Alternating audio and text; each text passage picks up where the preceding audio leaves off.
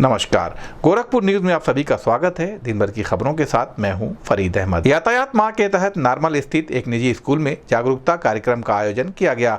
इस दौरान कार्यक्रम में पहुंचे ट्रैफिक निरीक्षक मनोज कुमार राय ने स्कूली बच्चों को यातायात नियमों के प्रति जागरूक करते हुए कहा कि सभी लोगों को ट्रैफिक के नियमों का पालन करना चाहिए। घर से बाहर निकलते समय हेलमेट लगाकर ही घर से निकलें। हेलमेट अच्छी क्वालिटी का होना चाहिए। अक्सर देखा जाता है कि लोग लाखों रुपए का वाहन ले लेते हैं, लेकिन हेलमेट लोकल लेते हैं। उन्होंने कहा कि 4 पहिया वाहन चलाते समय सभी को सीट बेल्ट जरूर लगाना चाहिए, क्योंकि सीट बेल्ट लगाने से दुर्घटना से बचा जा सकता है। 4 पहिया वाहन में ड्राइवर तो सीट बेल्ट लगाता है, लेकिन जो साइड वाली सीट पर लोग बैठे होते हैं वह सीट बेल्ट नहीं लगाते हैं। इसलिए जब भी 4 पहिया वाहन में बैठें सीट बेल्ट ज़रूर लगाएं, क्योंकि सीट बेल्ट लगाने से दुर्घटना से बचा जा सकता है। उन्होंने कहा कि हमें 4 पहिया वाहन में बैठते समय यह भी ध्यान रखना चाहिए कि ड्राइवर को नींद तो नहीं आ रही है, क्योंकि 4 लेन पर जब गाड़ी चलती है तो 100 किलोमीटर तक कोई भी दुकान नहीं होती है। इससे ड्राइवर को नींद आने लगती है और गाड़ी की स्पीड स्लो होने लगती है। तो हमें गाड़ी रुकवाकर ड्राइवर को चाय पानी पिलाना चाहिए। इससे दुर्घटना को रोका जा सकता है।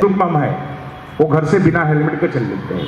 हमें हेलमेट एक समस्या लगता है, प्रॉब्लम लगता है कि इसको यार कहाँ रखेंगे, कहाँ ढोएंगे, क्या करेंगे। और वो प्रॉब्लम तब तक है जब तक आप उसको हाथ में लेकर चलते हैं। प्रॉब्लम तभी तो है। अगर जूता को आप हाथ में लेकर घूमते रहोगे तो प्रॉब्लम समझ में आएगा, लेकिन जब उसको पहन लोगे आप तो प्रॉब्लम खत्म हो गया, हाथ भी खाली हो गया आपका। उसी तरह हेलमेट को हम हाथ में लेकर घूमते रहते हैं। कितने लोग देखे हैं कि हाथ में लेकर घूमते रहते हैं सड़क पर? बहुत सारे बच्चे देखे। ये गलती हमारे आपके घर के सीनियर लोग करते हैं। हेलमेट निकाल लेंगे और उसको हाथ में ऐसे पहन लेंगे ना, जैसे कोई माला हाथ में लिए रहता है, उसे डाल देंगे इसमें और फिर गाड़ी चलाते रहेंगे। किस काम के लिए है? वो घर से उसको क्यों लेकर निकले हुए हैं जब आप उसको पहनना ही नहीं है? जो लोग स्कूटी चलाते हैं, बॉयज गर्ल्स, जो भी लेडीज लोग स्कूटी चलाने वाले लोग, उनके डिक्की में जगह रहता है कि आपका हेलमेट आ जाएगा। वो हेलमेट उनके डिक्की में रहेगा। फिर ट्रैफिक पुलिस रोकेगी, फिर वो हेलमेट खोलेंगे। और एक्सप्रेसवे पर सबसे अधिक दुर्घटना हो रहा है, जबकि एक्सप्रेसवे बहुत अच्छी सड़क भी है, एक छोटा सा गड्ढा भी नहीं है, वहाँ 6 लेन की सड़क है, फिर भी सबसे अधिक दुर्घटना एक्सप्रेसवे पर हो रहा है। इसके पीछे कारण है कि हम सेफ्टी बेल्ट तो लगाते ही नहीं हैं, ओवर स्पीड में गाड़ी को चलाते हैं। एक्सप्रेसवे पर लिमिट है कि 100 किलोमीटर से ज़्यादा स्पीड से गाड़ी कोई नहीं चलाएगा, फिर भी हम उसको नज़रअंदाज करके हम गाड़ी 100 किलोमीटर से ज़्यादा रफ्तार में चलाते हैं। और चलाते समय नींद आना है। मैं आपको बता दूं, एक्सप्रेसवे पर बहुत सारे लोग यात्रा किए होंगे।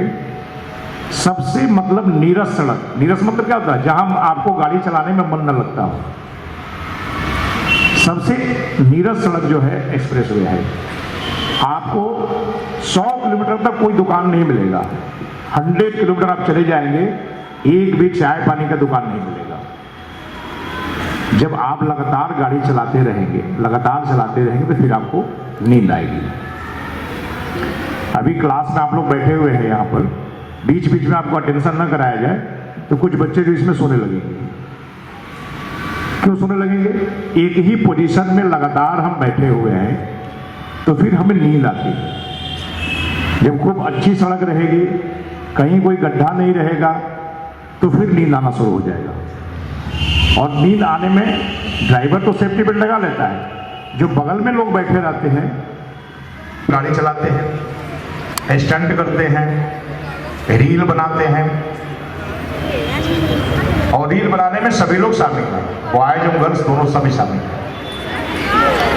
ऐसे ऐसे करतब दिखाते हैं।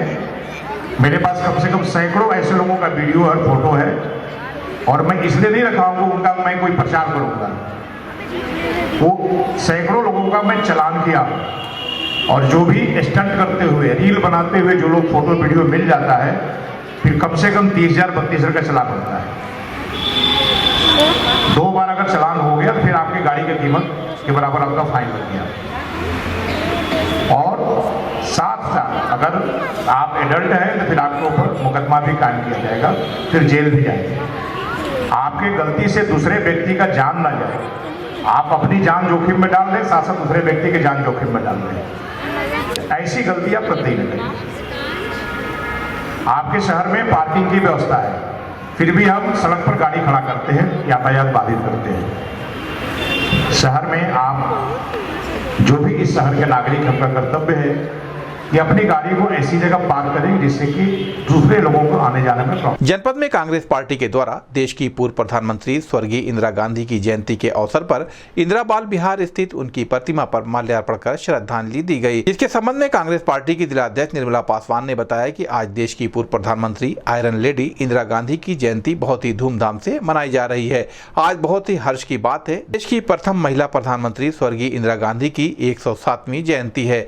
इस जयंती को पूरे देश में धूमधाम से मनाया गया है। हम लोगों ने एक दूसरे को मिठाई खिलाकर बधाई दिया है और उनके द्वारा दिखाए गए मार्ग पर चलने का संकल्प लिया है। इस अवसर पर शहला अहरारी सहित अन्य लोग मौजूद रहे। इस संबंध में गोरखपुर न्यूज से बात करते हुए कांग्रेस पार्टी की जिला अध्यक्ष निर्मला पासवान ने कहा, आज इंदिरा गांधी जी की जयंती है और बड़े हर्ष की बात है कि देश की प्रथम प्रधानमंत्री स्वर्गीय इंदिरा गांधी जी, भारत रत्न जो हमारे देश की प्रधानमंत्री हैं, आज उनका 107वीं जयंती है और इस जयंती को हमारे सभी जिला, शहर, सभी फ्रंटल के साथी सभी लोग मिल करके मनाए हैं और लोगों में मिठाइयाँ, गोष्ठियों के साथ यह जयंती मनाया गया है। नगर आयुक्त गौरव सिंह सोगरवाल की अध्यक्षता में निगम के सभागार में संभव दिवस का आयोजन किया गया, जिसके संबंध में नगर आयुक्त गौरव सिंह सोगरवाल ने बताया कि शासन के निर्देशानुसार हर मंगलवार को संभव दिवस का आयोजन किया जाता है, जिसमें नगर निगम से संबंधित शिकायतों का निस्तारण किया जाता है। इसमें सभी विभागाध्यक्ष उपस्थित रहकर शिकायतों का निस्तारण कर रहे हैं। उन्होंने बताया कि आज के संभव दिवस में टैक्स, रेंट से संबंधित मामले आए थे, जिसका निस्तारण किया गया है।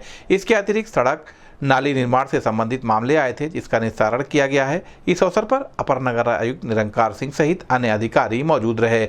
इस संबंध में गोरखपुर न्यूज से बात करते हुए नगर आयुक्त गौरव सिंह सोगरवाल ने कहा, शासन के निर्देशानुसार प्रत्येक मंगलवार को सभी नगर निकायों में संभव दिवस का आयोजन किया जाता है, जिसमें नगर निगम से संबंधित शिकायतों के निस्तारण के लिए सभी विभागाध्यक्ष उपस्थित रहते हैं और साथ ही महानगर वासी अपनी समस्याओं को लेकर आते हैं और मौके पर ही निस्तारण के प्रयास किए जाते हैं। इसी संदर्भ में आज मंगलवार को संभव दिवस का आयोजन किया जा रहा है।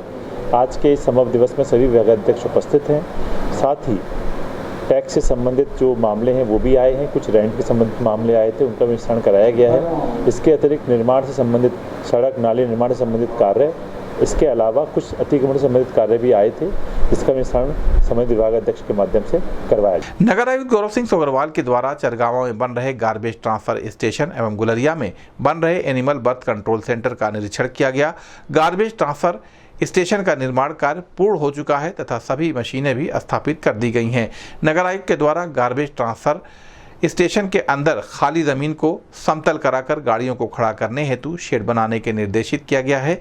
इसके साथ ही गार्बेज ट्रांसफर स्टेशन के अंदर तथा मेडिकल कॉलेज रोड से गार्बेज ट्रांसफर स्टेशन तक जाने वाली अप्रोच रोड पर भी सीसीटीवी कैमरे लगवाकर उसे नगर निगम के आईसीसी से लिंक कराने हेतु निर्देशित किया गया है।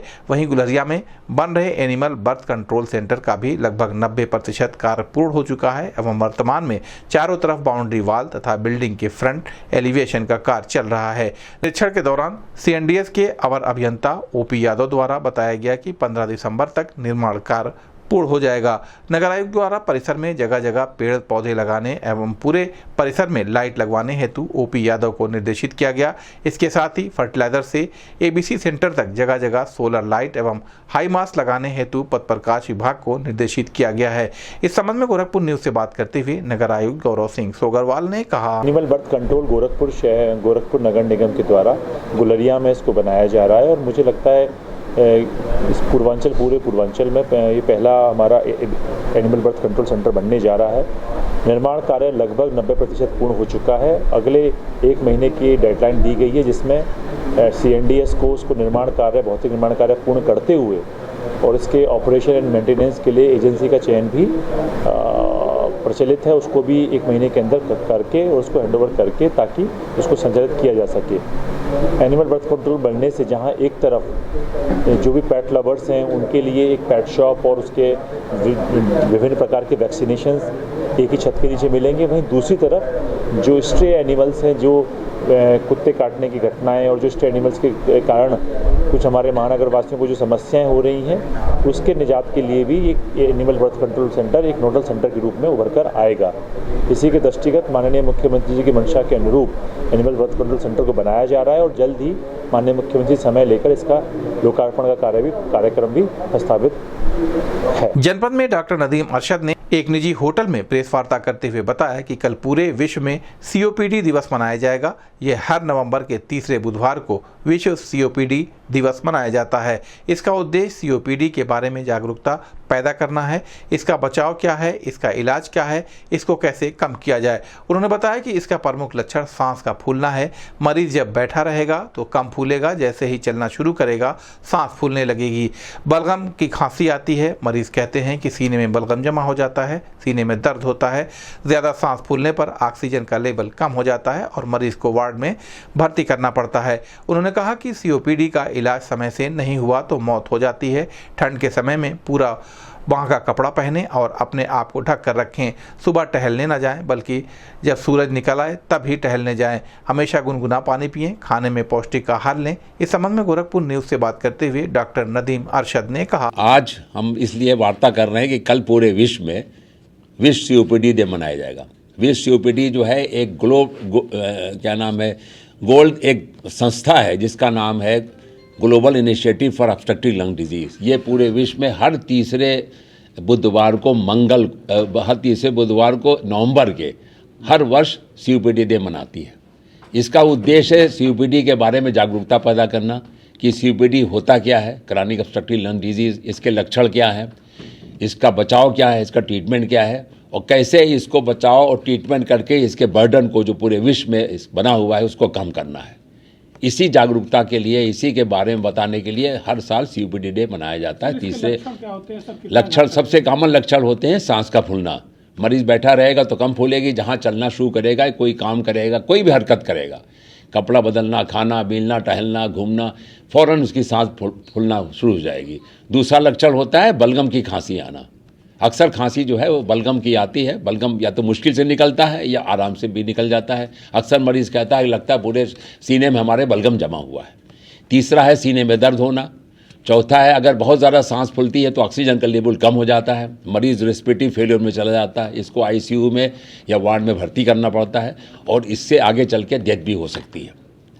तो ये इसके कॉमन लक्षण हैं। सीओपीडी की वजह से सर विश्व में सर मौतों का दर क्या है?